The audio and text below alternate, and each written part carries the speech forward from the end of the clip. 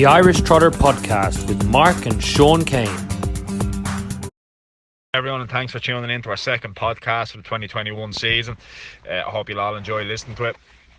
So the first race in the card here today was a grade F trot, 1.5 miles. This was took out by Urbano de Sels, who backed up a really good run last week where he was second. Silvano Bello second. They pulled away from the gate here. Silvano Bello roasted them away. He had 3 or 4 lengths on them going into the first corner. Bruton got a parking ticket for Patrick Hill for the full race on the outside. Frison Devel was away in third. Urbano de Sels was back to field a small bit. Coming to the half a mile, Billy got a bit of cover from Bruton, followed the live cover. Coming down to the mile in 2:13, which I thought Al Murphy got his fractions perfect with Silvano Bello. He got himself on the outside of Silvano Bello with Urbano de Sels. These two quickened up nicely for the last half a mile, and yeah, Urbano de Sels got the better of him. Really good run from Urbano. He's teak tough, this lad. Good to see him keep running so well, and a great run from Silvano Bello in second. I love this horse, you know, as a lot of people in Irish harness racing do. It's just great to see. I seen him today in the flesh. I was down doing some work in Murphy's place in Innisbeg, and yeah, it's just a smashing old horse, and I was getting great fun out. But now this was about Urbano de Sels, who ran really well for Billy here, and you know, he was he looked impressive. He was comfortable at the end, and he's going to kick on and get some more winners, I can imagine, over the season. Yeah, welcome back everybody to episode 2 here of the Irish Trotter Podcast. Mark, as informative as ever, has talked you through that race there, stride for stride, and has really left me little to say. Only congratulations to Roach Racing there, Urbano de Sels. What an absolute super campaigner he's been for you. He went on to win it quite easy in the end in the closing stages. Silvano Bello, another absolute warrior. Good joy by Owen again. He's getting his fractions right. He's just unfortunate after getting gunned down 2 weeks in a row. Definitely he's going to be one to watch for now. 2 weeks time over a mile in Portmarnock. He's definitely not going to get down to the half of 1:07.4 that day, that's for sure. Another close run there from Bruton around. That's 2/3 in a row for him. You were down in Murphy's today, Mark, were you? Tell me, you had a look in Silvano Bello's mouth there. Is he teeth like a 5-year-old? As we move on to race 2 of the day here, the Grade D trot, which went to Flatur and Darren Tinman again. That's 3 wins for Darren this season with Flatur. The train is definitely rolling on. Looks like this horse can go all the way. Did make a break on the first turn, which he hadn't done all this season. As we were saying, he does look a lot more drivable this year, but you know, it probably can be excused tackling Valenzana into the first turn. She's a very, very fast mare. She crossed over from 5 on the gate. You know, she's got serious speed, and you know, unfortunately made a bubble. But what is worth noting is once Darren settled, his next quarter was in 30 seconds flat, straight by. You know, then Darren got a breather, 33-second quarter. His next quarter after that, and came along home in 31, and maybe home in 31 again. Eddie Marceau, good run again from here. You know, coming into the last half, he tipped out and tried to go to war with Flatur, but probably only just get to his wheel at best. Valenzana faded a little bit with the 1.5 miles. Crazy by Noche was whacking away there as well. Carabay, number 5, myself, no joy for me. Tried something new, didn't work. Story of my life. On to next week. When you say try something new, Sean, is that the American accent that you were putting on for some strange reason?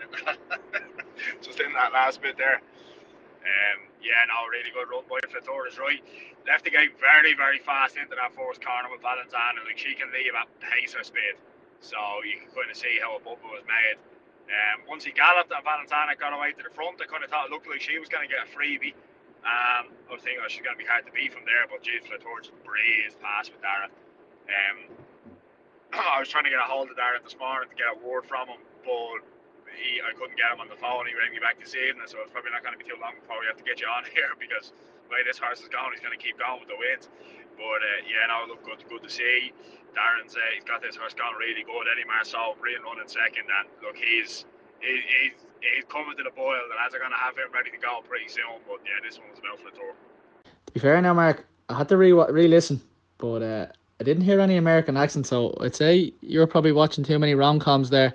I say your head is fried with Sex and the City. But Flatur there, as I say, yeah, it was super run, great.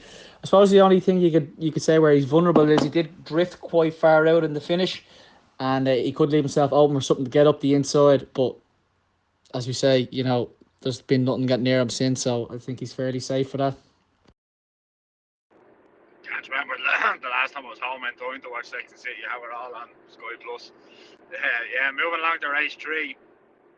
We had a big gamble in this race. Elskie was heavily supported by Bobby Barty, our owner. She was back on course, online, and in the paddock as well. She led away here, got down to the first quarter in 31. Awesome Dude was away in second. Elskie had a length lead into the first quarter in 31. Was getting down to the half. I think it was 1:3.4. Wandering on front, this mare, if you were on at this stage, I'm not sure how happy you'd have been. She kind of drifted into the middle of the track, got back to the rail in time for the bend. The Patrick Kane started to move with Spring Hill Chisholm along the outside. Oisin Quill was very quick to follow the cover. That was probably the race winning move. That was getting straight on Patrick's back. Patrick put the pressure on Elskie all the way up the back stretch with Chisholm, and yeah, Oisin was kind of waiting to pounce. He probably would have preferred to wait until right into the straight. Darren was getting a move with Meadowbranch roaming going 3 wide, so Oisin's hand was forced halfway around the turn, but once he kind of straightened up, he breezed past that one quite nicely in the end. Awesome Dude ran well for a second, had that swelling up in the box around the top corner. But yeah, this was a good run by King Will's Arrival. It definitely wasn't winning out a turn. Yeah, Mark, it's on the brain. It's on the brain. Jeez, Mark, talk about kicking a man when he's down, huh? You've the knife in his back there and you gave her a good twist as well. Poor old Bobby, huh?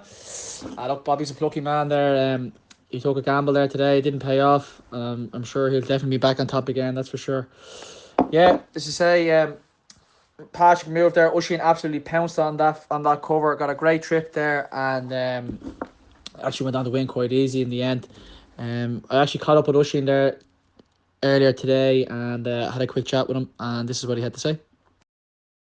Well, Oisin, myself and Mark here, I'd like to welcome you onto the podcast here. You're one of our first guests on, and I have to say you've come an awful long way from that small, scrawny little young fella that jogged his first horse around my track here, being tied out of a tow wagon. And you've certainly come a long way. You've even bet me a good few times along that way too. You started this year very well. You've a couple of winners already aboard. Yesterday you got a winner with King's Will Arrival, and you also got a good tune out of recent purchase Cacknap.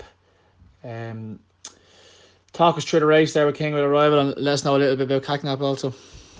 Well, Sean, Mark, thanks for having me. We have to start somewhere, I suppose, at the back of the tow wagon off Jerkane. After having a good start of the season, thank God. Valenzana, the old bit of a pensioner, she's after winning 2 races so far. 12-year-old mare. King Will's Rival, yesterday ran a nice race.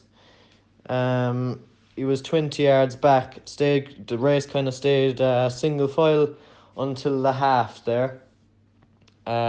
Followed Patrick Kane for cover the whole way around, and just at the top of the straight there pulled off cover, and he actually found another gear in fairness to him, and won quite handy in the end. Cacknap then, yesterday. We brought him in last year, in the lot before last season. He was a nice horse. Came in nice horse. Raced him first time. He was average enough, and then changed a bit of his gear and whatever. And he won 2 races last year. Yesterday he was 20 yards back. The race didn't pan out single file the whole way around. At the top of the straight, then I pulled out like the previous race, and he just got tired towards the end. But I put it down to it was his first run. I don't mind him, and I don't mind it. I just ran a good race. I'm happy with him. He's easy to do everything with nearly. He's a lovely horse to train, in fairness. I can't take the credit. Finbar and my father are training him below in Kenmare, as I'm up in Tip Shoeing doing an apprenticeship in the game. So thanks for having me. Good man, Ush, keep her lit. Best of luck now for the rest of the season, and thanks very much for coming on. You're our first guest on. As I say, keep her lit. It won't be long before we forget about them 2 brothers of yours. Bobby might be down, but he'll not be down and out. Bobby will definitely be back. Yeah, good to hear from O'Shane there, and fair play. Keep kicking on and keep having a good season. As we move on to race 4 here today, the grade C and B handicap trot. 5 went to post here. 2 newcomers here, Comet de Landis and Columbia DSO. Really hope I pronounce those right. I'm sure I'm going to get them wrong in the future. But what I do have to say about the 2 of these is probably 2 horses, the best performance I've seen for 2 horses on their first start in Portmarnock. They were absolutely lovely here. Took the turns well, flew home. As the race went, Binny with a Bevron led them from start right into the top of the home straight. BB Darpet followed. Ushin, as you said, with Kekinap, he was the first one to make a move. Comet the Lands, Donald Murphy followed him. Got a lovely drag into the race. Teknat looked like he was going to be the main danger at the top of the straight as he loomed past the 2 inside horses, BB Darpet and Binny the Bevron. Comet the Landes, widest of them all, went past him like a breath of fresh air. Columbia DSO had a little bit of traffic to negotiate around. Didn't really get much room until late and pounced past Kekinap. But as I say, it looks like Team Meadowbranch and Team IB are going to have 2 nice horses on their hands, that's for sure. Yeah, my pronunciation won't be a lot better, but I did ask Toy Murphy today how to pronounce the name, and he says, yeah, Comets the Land, so you had that one right. Yeah, this looks like a really nice horse, doesn't it, for the lads? It quickened away really nicely. Now, Bino led them in, like you said there, but I would imagine Bino was much more effective over a mile, isn't he? And definitely more effective over a mile and a quarter than a mile and a half, but he's definitely most effective over a mile. I don't think that's any doubt at all. And yeah, Comet the Land's quickened away really nicely for Nolan in the end. Columbia the Soul looks like a nice horse for the Meadowbranch team too. Like he wasn't over abused once his chance had gone, and there's definitely improvement to come. But I got a couple of words from Toy Murphy just while I was with him there today, and a couple of words on his winner here. Hi Toy, well done on the winner there on Sunday, keeping up a good start to your season with your new runner Comets the Lands. Looks like a lovely horse, Toy. She trots away lovely, travels strong. She quickened nicely clear down the straight for Donald. Seems like a nice prospect going forward. I presume you're happy with your new addition to the stable. Thank you, Mark. Yeah, very happy with our new addition to the stable. It was a very, very pleasant surprise to see her winning. We didn't expect that of her. We had worked her here a few times since we got her in from France, and she had worked okay. We didn't actually know how good she was. No, we probably still don't. Last week, she ran nice, but she's probably going to come up against better competition throughout the season, so you don't really know where you stand yet, but it was still nice to get the win for the new owners who are new to the game, and just looks like a nice straightforward horse with, should be competitive for the year, and that is the name of the game. Very good, Toy. Very good. Well done. And good to see new lads getting into the game and a winner, like you say. As long as you don't think it's this easy all the time. Give us a quick word on what else you have at the stable, Toy. Something you're looking forward to running. We've seen like Banderillo, Poya, BB Darpet, Savannah Bello, the old war horse running great for Owen. It was a big part of the team down there. What else have we got to appear in the next coming weeks and months? Yeah, Mark. We haven't ran any pacers yet this year so far, so I'd be kind of looking forward to Bequest, who's owned by Bill Donovan in America, and did well as a 2-year-old last year. He's by Betting Line, and should be a nice prospect for the 3-year-old races this year. And then we have Benny Camden, who won the Red John high grade final last year, and got slightly injured, but is in training and should be back soon enough. He's a very good horse that I'd be looking forward to racing for the year. And then we have another trotter as well to come out, Flesh Extreme, who ran nice enough the back end of last year, and she should be okay this year. Some good words there from Toy there now, I tell you, and we wish them the best of luck for the rest of the season. It sounds like a very strong team they have. Many good horses still to come out, and as you say, yeah, best of luck to Team IB. The fifth race in the card was a grade E trot over a mile and a half. Calvin led this away with Bingo the Con. Sean, you worked your way to the front with Boyardo. Donald made a move on the outside of Banderillo Poya after getting parked early. to try to take you on, wasn't getting to the front. Couldn't get in front of Calvin, so he was unfortunately parked. He was starting to slow it down. He got into a 1.5 half, taking it to the counter on a speed horse. As he got maybe to the 3/4 of a mile marker, John, probably known by Ardo well enough after driving him a couple of times, knew didn't want to let him go out getting that soft a lead, so he produced Dusty Jewel, got him moving on the outside. Patrick tipped out with Ella the Foss to try to get on his back to follow cover, and yeah, like John had a little thing coming to the half about, or coming to the mile, should I say, about sitting in behind you, but he would have ended up in a box with Ella the Foss. Wasn't going to let that happen. Ducked back out. Bingo the Con was kind of gapping cover a little bit, struggling to keep up, and yeah, yourself and John kind of had a bit of a ding dong from there. With him just prevailing down the straight, it was a good run by Ardo in second, and yeah, Dusty Jewel records his first winner on Irish soil. Yeah, Mark, as I say, I work my way to the front here with Boyardo. I would have loved to get the win for Joe here in Springhill Stud, but fortunately it wasn't meant to be. I did get away with a nice slow mile. As I say, he is quite a speedy horse. I knew I could fly home from here. Johnny was just like a bad smell here with Dusty Jewel. Very good run. Showed he's a very tough horse here. As I say, when I coming around into the mile, he tipped in behind me. I said, this is okay here now, it should be. But as I say, he done a bit of an innie outie. The minute Patrick came with Ella the Foss, he came out, and we, as you say, we pretty much went to war from there. To be honest, personally, I thought I was going to hold on. I still had enough. I was half a length up the whole way. Had a little bit of trouble popping the earplugs. They were wrapped around the gate and strap. Got there in the end eventually. And as I say, Dusty Jewel just looks a real tough campaigner. Just wore me down and just headed me to dire stage. Good run from Boyardo. Will strike fitter from this mile and a quarter in Anningmore next week. Mile in Portmarnock the following week. Nice horse to watch for these days. And as I say, Ella the Foss there in third. This mare has been much improved from her early races last year, and well done to the team. Meadowbranch, Dusty Jewel, first win in the year, first win in Ireland. Yeah, good point there, Sean. Yeah, Boyardo will be one to watch out for over the shorter list the next couple of weeks. The last race on the card was the first look at some of our 4-year-old trotters for this season. Bit of a messy start in this race. I know Patrick Hill's horse Holloway Roll got a little bit erratic behind the gate, and the gate seemed to take away very quickly at the top of the straight. But yeah, you led away here, Sean, with Hot the Trophy, your sister Mary.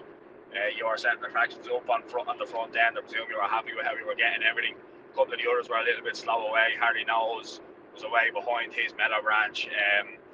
You were getting things around way up front. Harry Knowles moved by his Meadowbranch coming to the half a mile marker. Tracked you from there then, Sean, until the 3/4 pole for the last time. Patrick tipped him out, quickened him away. He quickened up well past you on the straight, crossed over before the bend, and you got to brave it up a little bit in behind and have another go down the straight.